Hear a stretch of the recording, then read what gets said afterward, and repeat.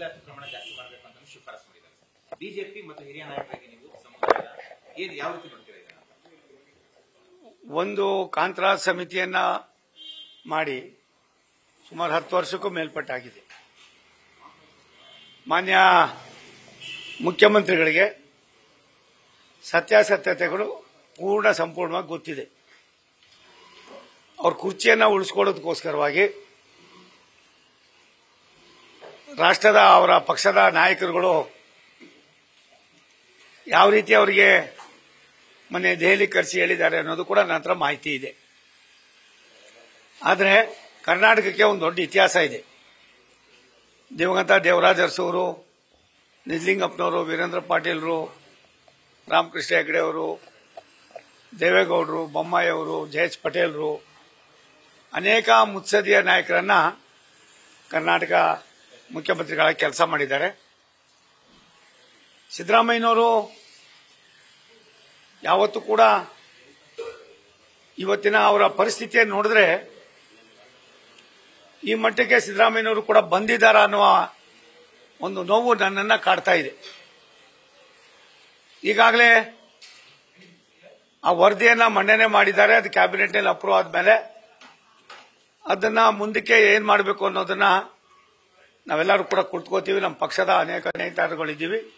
ನಾವೆಲ್ಲ ಒಟ್ಟಿಗೆ ಸೇರಿ ಕುಳಿತುಕೊಂಡು ಚರ್ಚೆ ಮಾಡಿ ನಮ್ಮ ಮಠಾಧಿಪತಿಗಳು, ಮಠಮಾನ್ಯಗಳು, ನಮ್ಮದೇ ಆದಂತಹ ಒಂದು ದೊಡ್ಡ ಸಂಘಟನೆಗಳ ಜೊತೆಯಲ್ಲಿ ಎಲ್ಲ ವರ್ಗಗಳಿಗೂ ಕೂಡ ಸಮಾನತೆಯನ್ನು ಕೊಡಬೇಕು ಅನ್ನೋ ದೃಷ್ಟಿಯಿಂದ ನಾವು ಸನ್ಮಾನ್ಯ ಬಸವರಾಜ ಬೊಮ್ಮಾಯಿ ಅವರು ಮುಖ್ಯಮಂತ್ರಿಗಳಾದಾಗ ಒಂದು ಕೆನೆಪರದವನ್ನು ನಾವು ಈಗಾಗಲೇ ಮಾಡಿದ್ವಿ. ನಾನು ಕೂಡ ಮಂತ್ರಿ ಆಗಿದ್ದೆ.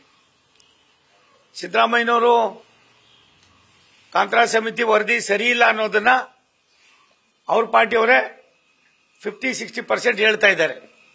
ನಾನು ನಿನ್ನೆ ಮಂಗಳೂರಿನಲ್ಲಿ ಹೇಳಿದೆ. ಮಂಗಳೂರಿನಲ್ಲಿ ಒಂದು ರೈಲ್ವೆ ಇಲಾಖೆಯ ಕಾರ್ಯಕ್ರಮದಲ್ಲಿ ಎಲ್ಲ ಮಾಧ್ಯಮದ ಸನ್ಮಿತ್ರರು ಬಂದಾಗ ಹೇಳಿದೆ, ನೀವು ಇನ್ನೂ 3 ವರ್ಷ ನಾನೇ ಮುಖ್ಯಮಂತ್ರಿ ಆಗಿರ್ತೀನಿ ಅಂತ ಹೇಳಿದ್ದೀರಿ. 10 ವರ್ಷಕ್ಕೂ ಮೇಲ್ಪಟ್ಟಾಗಿದೆ. ಬಹುತೇಕ ಕಡೆ ಸರ್ವೆ ನಡೆದಿಲ್ಲ, ಮಕ್ಕಿ ಆಗಿದೆ. ಇದು ಕಾಗಮ್ಮ ಗೋಗಮ್ಮನ ಕಥೆ ಆಗಿದೆ ಈ ಒಂದು ವರದಿ. ಈ ವರದಿಯಲ್ಲಿ ಪ್ರಾಮಾಣಿಕವಾಗಿ ವರದಿಯನ್ನು ಮಾಡಿಲ್ಲ ಅನ್ನೋ ಕೂಗಿದೆ. ಅದ್ರ ಬಗ್ಗೆ ನೀವು ಹಿಂದೆನೆ ಮಾಡಬಹುದಾಯಿತು, ಮಾಡಲಿಲ್ಲ. ನೀವು ಇದ್ದಾಗೆ ಕೊಟ್ಟಿದ್ರು, ಅವತ್ತೇ ಮಾಡಬಹುದಾಯಿತು, ಮಾಡಲಿಲ್ಲ. ಇಲ್ಲಿವರೆಗೂ ಮುಂದಕ್ಕೆ ಹಾಕೊಂಡು ಹೋಗಿ ತಪ್ಪಾಗಿದೆ ಅಂತ ಅರಿವಿದ್ರು ಕೂಡ ನೀವು ಇವತ್ತು ಯಾಕೋಸ್ಕರ ಮಾಡ್ತಾ ಇದ್ದೀರಿ? ಇದು ಮಾಡೋದು ಬೇಡ. ಆ ವರದಿಯನ್ನು ತಿರಸ್ಕಾರ ಮಾಡಿ ನೀವು ಬೇಕಾದವ್ರನ್ನ ಮತ್ತೊಂದು ಒಂದ್ಸಾರಿ ಸಮಿತಿಯನ್ನು ಮಾಡಿ ಅಂತ ಕರ್ನಾಟಕ ಸರ್ಕಾರಕ್ಕೆ ಹೊರೆ ಆಗ್ಬೋದು. ಇವತ್ತಿದ್ರು ಹೊರೆನೇ ನಾಳೆ ಮಾಡ್ತಕ್ಕಂಥ ನಿಮ್ಮ ತೀರ್ಮಾನದಿಂದ ತುಂಬಾ ಅಪಘಾತವನ್ನ ಮತ್ತೆ ರಾಜ್ಯದ ಎಲ್ಲಾ ಭಾಗಗಳಲ್ಲೂ ಕೂಡ ಕೋಮು ದಳ್ಳೂರಿಯನ್ನ ಮಾಡ್ತಕ್ಕಂಥದಕ್ಕೆ ನೀವು ಕಾರಣೀಭೂತರಾಗ್ತೀರಿ. ಅದನ್ನ ರಿಜೆಕ್ಟ್ ಮಾಡಿ ಇನ್ನೊಬ್ಬನ್ ಮಾಡಿ 1 ವರ್ಷ ಕೊಡಿ ಟೈಮ್, 1.5 ವರ್ಷ ಕೊಡಿ. ಸಂಪೂರ್ಣವಾಗಿ ವರದಿಯನ್ನು ತರಿಸ್ಕೊಂಡು ಎಲ್ಲಾ ವರ್ಗದವರಿಗೂ ಕೂಡ ನೀವು ಅವತ್ತು ಅದನ್ನು ಮಾಡಿದ್ರೆ ನಾನು ನಿಮ್ಮನ್ನ ಅಭಿನಂದಿಸ್ತೀರಿ. ಅದನ್ನ ಬಿಟ್ಟು ಮೇಲ್ಗಡೆ ಅವರು ನನ್ನ ಚೇರನ್ನ ಉಳಿಸೋಲ್ರು, ಹೈಕಮಾಂಡ್ ನನಗೆ ಈಗಾಗಲೇ ಮೌಖಿಕವಾಗಿ ಅಧಿಕಾರವನ್ನ ತ್ಯಜಿಸಬೇಕು ಅನ್ನೋ ದೃಷ್ಟಿಯಿಂದ ಹೇಳಿದ್ದಾರೆ. ಇದು ನಿಮಗೆ ಮರಣ ಶಾಸನ ಆಗುತ್ತೆ.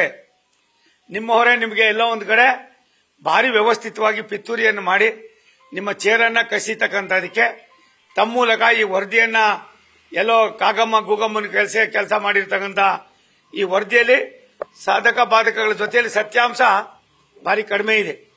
ನನಗನಿಸ್ತದೆ ಏನೆಲ್ಲ ಮಾಡಿದ್ರು ಕೂಡ ಇದು ಮಾಡೋದ್ರಿಂದ ನಿಮಗೆ ಇತಿಹಾಸದಲ್ಲಿ ನೀವು ಒಬ್ಬ ಖಳನಾಯಕರಾಗಿ ಹೊರಹೊಮ್ಮುತ್ತೀರಿ. ನಾನು ಮತ್ತೊಮ್ಮೆ ವಿನಂತಿ ಮಾಡ್ತೀನಿ, ನಿಮ್ಮ ಅನುಭವ, ನಿಮ್ಮಲ್ಲಿರ್ತಕ್ಕಂಥ ಚಿಂತನೆ ಎಲ್ಲ ವರ್ಗದವರಿಗೂ ಕೂಡ ನೀವು ಸಮಾನವಾಗಿರಬೇಕು ಅಂತ ನೀವೇನು ಮಾತಾಡ್ತಾ ಇದ್ರಿ ಅದನ್ನು ಮಾಡಬೇಕು ಅಂದ್ರೆ ಈ ವರದಿಯನ್ನು ತಿರಸ್ಕಾರ ಮಾಡಿ ಇನ್ನೊಂದು ಇದಕ್ಕೆ ನೀವೇ ಆದೇಶ ಮಾಡಿ 3 ವರ್ಷಗಳ ಕಾಲ ನೀವೇ ಮುಖ್ಯಮಂತ್ರಿಗಳಾಗಿರಿ. ಬಂದಂತ ವರದಿಯನ್ನು ಮುಂದೆ ಬರ್ತಕ್ಕಂಥದನ್ನ ಬಂದ ತಕ್ಷಣವೇ ಅದನ್ನ ಮಂಡನೆ ಮಾಡಿ ಯಾರ್ಯಾರಿಗೆ ಯಾವ್ಯಾವ ರೀತಿ ಅವರ ಒಂದು ಇದಿದೆ ಜಾತಿಯಲ್ಲಿ ಅಂತವರಿಗೆ ನೀವು ಯಾವ ರೀತಿ ವರ್ಗಗಳನ್ನ ವಿವರಣೆ ಮಾಡೋ ವಿಂಗಡಿಸಬಹುದು, ವಿಂಗಡಿಸ್ತಕ್ಕಂಥ ಕೆಲಸ ಮಾಡೋದು ಸರಿಯಾಗಿದೆ. ಇದಕ್ಕೆ ದಯವಿಟ್ಟು ನೀವು ತೀರ್ಮಾನ ತೆಗೆದುಕೊಂಡು ಇವತ್ತಿನ ಈ ಗೊಂದಲವನ್ನ ನಿವಾರಣೆ ಮಾಡದೆ ಹೋದ್ರೆ ಬೀದಿ ಬೀದಿಗಳಲ್ಲಿ ಹಳ್ಳಿಗಳಲ್ಲಿ ಒಂದು ಸಮಾಜ ಇನ್ನೊಂದು ಸಮಾಜದ ಮೇಲೆ ಗದಾಪ್ರಹಾರ ಮಾಡೋದಕ್ಕೆ, ನೆಮ್ಮದಿಯನ್ನು ಹಾಳು ಮಾಡೋದಕ್ಕೆ, ಸಾಮಾನ್ಯ ವರ್ಗದವರಿಗೂ ಕೂಡ ನಾನು ಕೂಡ ಇಂಥ ಜಾತಿಯವನು ಅಂತ ಹೇಳ್ಕೊಡೋದ್ರಿಂದ ಬರ್ತಕ್ಕಂಥದ್ದು ಎಷ್ಟು ಮಟ್ಟಿಗೆ ಲಾಭ ನಷ್ಟ ಅನ್ನೋದಕ್ಕಿಂತ ಹೆಚ್ಚಾಗಿ ನೆಮ್ಮದಿ ಹಾಳಾಗಿ ಹೋಗ್ತದೆ. ಇದಕ್ಕೆ ನೀವು ಕೈ ಹಾಕಬೇಡಿ.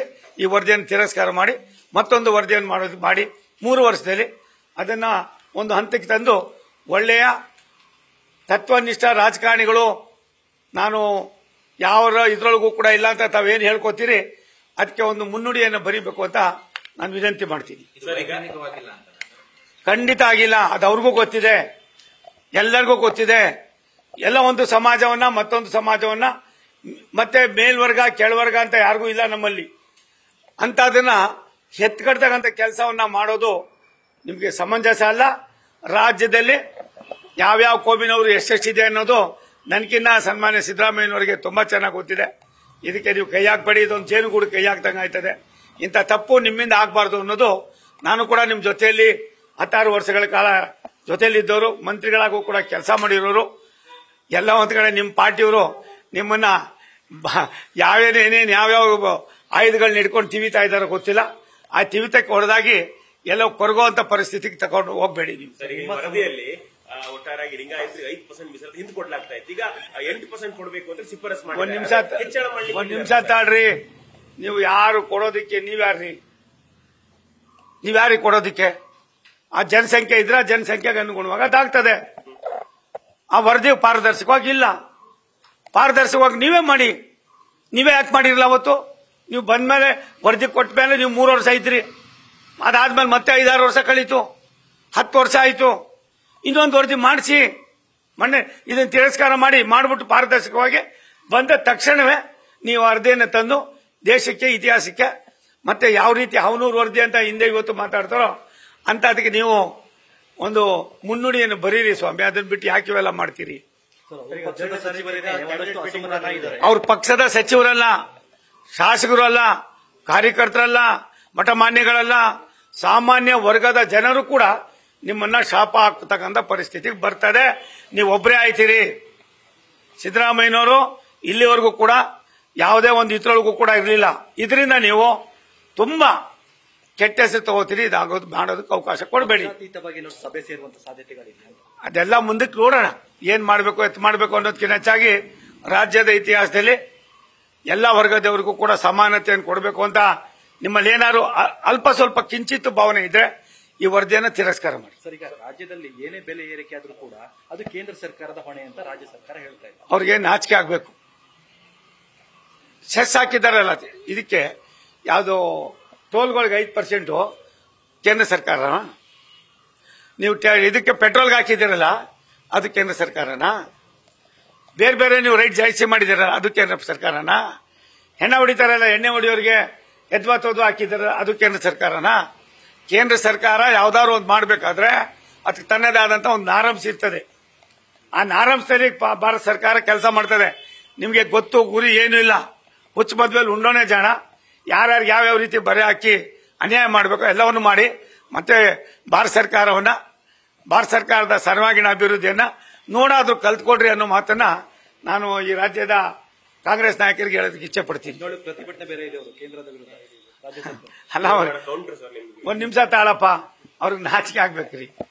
ಎಲ್ಲಾರು ಉಂಟೇನ್ರಿ ಇಷ್ಟೊಂದು ಗೊಂದಲ? ಯಾವ್ಯಾವ್ದೋ ನೀವು ಯೋಜನೆಗಳನ್ನ, ಭಾಗ್ಯಗಳನ್ನ ಕೊಟ್ಟು ಆ ಒಂದ್ ಕಡೆ ಕೊಟ್ಟು ಇನ್ನೊಂದ್ ಕಡೆ ಎಲ್ಲ ಒಂದ್ ಕಡೆ ಬಡವರಿಗೆ ನೀವು ಆ ಬಡವ್ರ ಮನೆಯಲ್ಲೂ ನೆಮ್ಮದಿ ಹಾಳು ಮಾಡಿದಿರಿ. 2,000 ಕೊಡ್ತೀನಂತ 20 ರೂಪಾಯಿಗೆ ಸಿಗ್ತಾ ಇದೆ ಎಣ್ಣೆ, 250 ರೂಪಾಯಿ ಆಗಿದೆ. ಇಂಥದಕ್ಕೆ ನೀವು ಜಾಸ್ತಿ ಮಾಡಿಲ್ಲ, ಎಲ್ಲದಕ್ಕೂ ಜಾಸ್ತಿ ಮಾಡಿದಿರಿ. ಇಷ್ಟೆಲ್ಲ ಮಾಡಿದ್ರು ಕೂಡ ನಿಮ್ಮ ಹಾಕಾರ, ನಿಮ್ಮ ದಹ ಇವತ್ತಿಗೂ ಹಿಂಗಿಲ್ಲ. ಅದಕ್ಕೆ ಬಿಟ್ಟು ಬೆಂಗಳೂರಿನಂತ ದೊಡ್ಡ ನಗರ, ಬೇರೆ ಬೇರೆ ನಗರಗಳಲ್ಲಿ ಒಂದ್ ಅಡಿಗೆ ನೀವು ಟ್ಯಾಕ್ಸ್ ಹಾಕ್ತಾ ಇದ್ದೀರಿ. ಕಸ ತೆಗೆಯೋದಕ್ಕೂ ನೀವು ಟ್ಯಾಕ್ಸ್ ಹಾಕ್ತಾ ಇದ್ದೀರಿ. ನಿಮ್ಮ ಸರ್ವಿಸ್ ಏನು? ರಾಜ್ಯದಲ್ಲಿ ಕಾಂಗ್ರೆಸ್ ಸರ್ಕಾರ ಏನ್ ಮಾಡ್ತಾ ಇದ್ದೀರಿ? ಒಡಂಬಡಿಕೆಯಿಂದ ನೀವು ಕೆಲಸ ಮಾಡ್ತೀರಾ? ಎಷ್ಟು ಜನ ಮುಖ್ಯಮಂತ್ರಿಗಳಿದ್ದೀರಿ? ಎಷ್ಟು ಜನ ನೀವು ಕುಳಿತುಕೊಂಡು ಒಟ್ಟಿಗೆ ಸೇರಿ ಇಂಥ ಏನು ಸಮಸ್ಯೆಗಳಿದೆ, ಜಟಿಲವಾದ ಭಾವನೆಗಳಿವೆ, ಸಮಸ್ಯೆಗಳಿದೆ ಬಗೆಹರಿಸೋದಕ್ಕೆ ಚಿಂತನೆ ಮಾಡಿದ್ದೀರಾ? ಯಾವ್ದಾದ್ರು ಒಂದು ಟೀಮ್ ವರ್ಕ್ ಕೆಲಸ ಮಾಡಿದ್ದೀರಾ? ಯಾರು ಏನ್ ಹೇಳ್ತಾರೋ ಅದು 4 ಜನ ಸುತ್ತಕೊಂಡು ಎಲ್ಲ ಒಂದ್ ಕಡೆ ಗುಂಪುಗಾರಿಕೆ ಮಾಡಿ ಇದನ್ನ ರಾಜ್ಯದ ಜನರ ಎಲ್ಲೋ ಒಂದ್ ಕಡೆ ನೆಮ್ಮದಿಯನ್ನು ಹಾಳು ಮಾಡ್ತಾ ಇದ್ದೀರಿ. ರಾಜ್ಯದ ಜನರ ಬೊಕ್ಕಸವನ್ನ ಖಾಲಿ ಮಾಡಿ ನಿಮ್ಮ ಬೊಕ್ಕಸ ನೀವು ಖಾಲಿ ಮಾಡ್ಕೊಂಡ್ರಿ. ಜನರ ಮೇಲೆ ಬೊಕ್ಕಸವನ್ನ ತುಂಬೋದಕ್ಕೆ ಅನಾವಶ್ಯಕವಾಗಿ ನೀವು ಟ್ಯಾಕ್ಸ್ಗಳನ್ನು ಹಾಕಿ ಅವರಿಗೆ ನೆಮ್ಮದಿಯನ್ನು ಹಾಳು ಮಾಡ್ತಾ ಇದ್ದೀರಿ. ಇದು ನಿಮಗೆ ಸರಿಯಾದದ್ದಲ್ಲ. ಇದನ್ನು ದಯವಿಟ್ಟು ಕೂಲಂಕುಷವಾಗಿ ನೀವು ಚರ್ಚೆ ಆಗಬೇಕಾಗಿದೆ. ಇನ್ನೂ 3 ವರ್ಷ ಇರಬೇಕು ಸಿದ್ದರಾಮಯ್ಯನವರು ಅಂತ ಅವರು ಹೇಳ್ತೀರಿ, ನೀವು ಹೇಳ್ತೀರಿ. ನೀವು ಇರಬೇಕಾದ್ರೆ ಜನರಿಗೆ ನೀವೇನೊಂದು ಮ್ಯಾಂಡೇಟ್ ಕೊಟ್ರಿ ಅದ್ರ 1% ಅವ್ರು ನಡ್ಕೊಡ್ರಪ್ಪ. ಇಲ್ಲಾಂದ್ರೆ ಭಗವಂತ ನಿಮ್ಗೆ ಕ್ಷಮಿಸೋಲ್ಲ, ನಿಮ್ಗೆ ತೊಂದರೆ ಆಗ್ತದೆ. ನೆಮ್ಮದಿ ಹಾಳು ಮಾಡಿ ನೀವು ನೆಮ್ಮದಿ ಹಾಳು ಮಾಡ್ಕೋತೀರಾ, ರಾಜ್ಯದ ಜನರನ್ನು ಕೂಡ ನೆಮ್ಮದಿ ಹಾಳು ಮಾಡೋದಕ್ಕೆ ಕಾರಣೀಭೂತರಾಗ್ತೀರಾ. ಅದೆಲ್ಲ ಮಾಮೂಲಾಗಿ ನಡೀತಾ ಇದೆಯಪ್ಪ. ದಿನ ಬೆಳಗಾಗ ನಾವು ಇವಾಗ ಮಾಡ್ತಾ ಇರೋದು ಅದೇ ಅಲ್ವಾ. ನಾವು ಕೂಡ ಜನಾಕ್ರೋಶನೇ ಮಾಡ್ತಾ ಇರೋದು. ಅದನ್ನ ಮಾಡ್ತಾ ಇದ್ದಾರೆ ನಾಯಕರು. ಒಂದೊಂದು ರೀತಿ ಒಂದೊಂದು ಕೊಡ್ತಾರೆ, ಮಾಡ್ತಾ ಇದ್ದೀವಿ. ನನಗೆ ನನ್ನ ಇಲಾಖೆ ಮತ್ತೆ ನಾನು ತೆಗೆದುಕೊಂಡಿರೋ ಕೆಲಸ, ರಾಷ್ಟ್ರಕ್ಕೆ ಪ್ರಧಾನಮಂತ್ರಿ ನರೇಂದ್ರ ಮೋದಿ ಅವರು ಅವರ ದೂರದೃಷ್ಟಿ ಚಿಂತನೆ, ನಮ್ಮ ನಾಯಕರಾದ ಗೃಹ ಮಂತ್ರಿಗಳಾದ ಅಮಿತ್ ಶಾ ಅವರು ನಮಗೆ ವ್ಯವಸ್ಥಿತವಾಗಿ ಕೆಲಸಗಳನ್ನು ಹಚ್ಚಿದ್ದಾರೆ, ಮಾಡ್ತಾ ಇದ್ದೀವಿ. ಅವಶ್ಯಕತೆ ಇದ್ದಂತ ಸಂದರ್ಭದಲ್ಲಿ ನಾವೆಲ್ಲ ಒಟ್ಟಾಗಿ ಕೆಲಸ ಮಾಡ್ತೀವಿ. ಪಕ್ಷ ನಮಗೆ ದೊಡ್ಡದು, ಪಕ್ಷ ನಮಗೆ ತಾಯಿ ಇದ್ದಾಗೆ. ಆ ಪಕ್ಷಕ್ಕೆ ತಾಯಿಗೆ ಎಂದೂ ಕೂಡ ಸೋಮಣ್ಣನಿಂದ ಯಾವುದೇ ಕಾರಣಕ್ಕೆ ಅಪಚಾರ ಆಗೋದಿಲ್ಲ. ಟೈಮು ಎಲ್ಲದಕ್ಕೂ ಕೂಡ ಉತ್ತರ ಕೊಡ್ತದೆ, ಕಾಲ ಕೂಡು ಬರ್ತದೆ.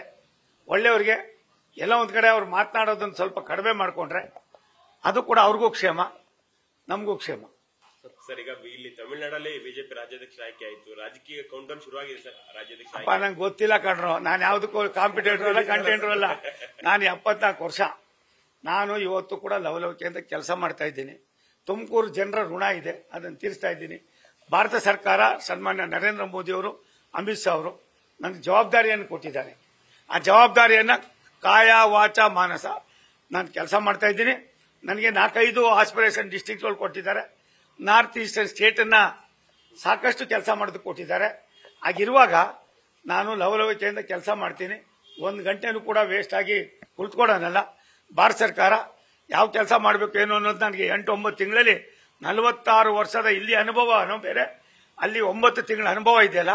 ಈ ಅನುಭವವನ್ನು ನಾವು 45 ವರ್ಷದಲ್ಲ, ನಾಳೆನೂ ಕೂಡ ಕಾಂಗ್ರೆಸ್ನವರು ಸನ್ಮಾನ್ಯ ನರೇಂದ್ರ ಮೋದಿ ಸರ್ಕಾರದ ಆಡಳಿತದ ವೈಖರಿಯನ್ನ 10% ಅಳವಡಿಸಿಕೊಂಡ್ರೆ ಇಂಥ ಅನೇಕ ಕೂಗುಗಳಿಗೆ ಅವರೇ ಆಟೋಮೆಟಿಕ್ ಆಗಿ ಮಾಡಬಹುದು. ಸಿದ್ದರಾಮಯ್ಯನವರು ಎಲ್ಲ ಒಂದ್ ಕಡೆ ನಾನು ಇಷ್ಟೊಂದು ನಿರ್ಲಿಪ್ತರಾಗ್ತಾರೆ ಅಂತ ಗೊತ್ತಿಲ್ಲ. ಆದರೆ ಒಂದು ಕೊನೆಯಲ್ಲಿ ವಿನಂತಿ ಮಾಡ್ತೀನಿ, ನಿಮ್ಗೇನು ನಿಮ್ಮ ಮನಸ್ಸಿನಲ್ಲಿದೆ, ಯಾವುದು ತಪ್ಪಾಗಿದೆ ಅಂತ ವರದಿ ಇದೆ, ಆ ತಪ್ಪಾಗಿರೋ ವರದಿನ ನಿಮ್ಮ ಚೇರ್ಗೋಸ್ಕರ ಉಳಿಸ್ಕೊಂಡಕ್ಕೆ ಹೋಗಿ ಜನರನ್ನ ಎಲ್ಲ ಒಂದ್ ಕಡೆ ನೆಮ್ಮದಿ ಹಾಳು ಮಾಡೋದಕ್ಕೆ ಇದು ದೊಡ್ಡ ಪ್ರಮಾಣದಲ್ಲಿ ಕೆಲಸ ಮಾಡ್ತದೆ. ಇದಕ್ಕೆ ಅವಕಾಶ ಕೊಡಬೇಡಿ.